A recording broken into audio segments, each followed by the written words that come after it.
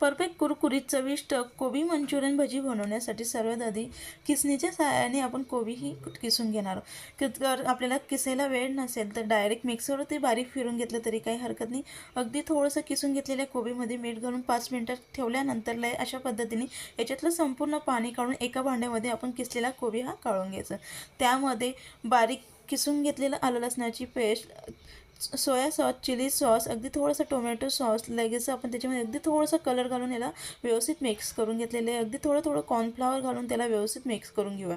अगदी छान कुरकुरीत भजी होण्यासाठी याच्यामध्ये अगदी थोडासा मैदा घालून त्याला व्यवस्थित मिक्स करून आपण चवीनुसार मीठ घालून त्याचा गोळा हा तयार करून घेतला आहे. लगेच साईडला गॅसवरती तेल गरम करून लगेच आपण अशा पद्धतीने मंद गॅसवरती कोबी मंचुरियन भजी ही तयार करून घ्यायची.